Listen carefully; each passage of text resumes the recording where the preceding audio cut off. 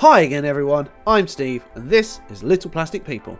Today we'll be taking a look at making simple dice holders for keeping track of your wargaming wounds. We'll be using SketchUp to sculpt these digitally for resin printing, but the same approach could be applied to almost any similar CAD package. But if you just want to pick up the STLs for printing, I'll let you know how to grab them during the video. So with that said, let's get to it.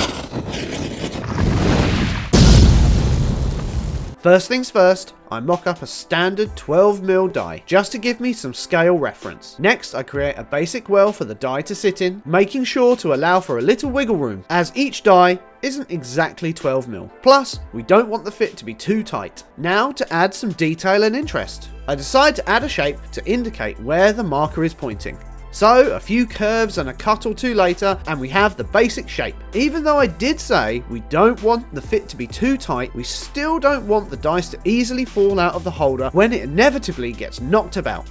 So, I add some raised sides with curves to match the base. I also go around and soften a few areas, just to get rid of some of those really sharp edges. The shape looks good now, but a little bit too basic. Plus, it would be nice to make it a little bit more ergonomic. So I cut out a gentle curve along the raised edges, just right for a finger and thumb to pinch the piece in between. Still thinking that we can take this a little further, I add some knurling to the curved recesses. And after a little bit more work to soften those edges, we have a pretty nice looking dice holder and wound marker. But you guessed it, I think we can do a little better. So I look at adding a few details to the open space between the die and the pointer, starting with a simple stud, but eventually ending up with a selection of plaques, seals, and of course, skulls.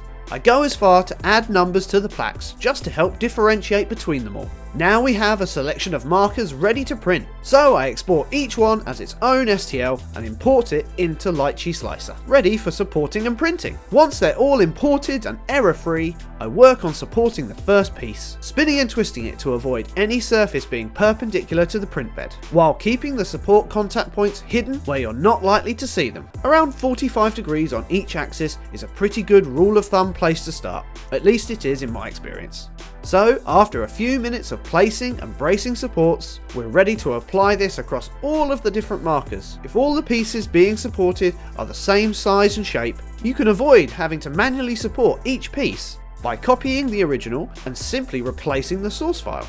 Now it's time to apply the settings for our printer and export the slices before chucking them into the printer and seeing how we get on. And after a couple of hours of printing, cleaning and curing, here we have them all, nicely removed from the supports and ready for the final step. You could of course use them as is, particularly if you were to print them in a nice coloured resin. But you guessed it again, I think we can do a little better. So I quickly paint them gold using the techniques outlined in my previous Painting Better Metallics video. And that's about it, some custom wound counters to match your army. I'm looking forward to using these and some multi-dice versions in my next game of 40k. I hope you found this useful, and if you'd like to pick up these markers, I'll be making them available on my web store, littleplasticpeople.lpp and Colts 3D soon. But until then, thanks for watching, bye!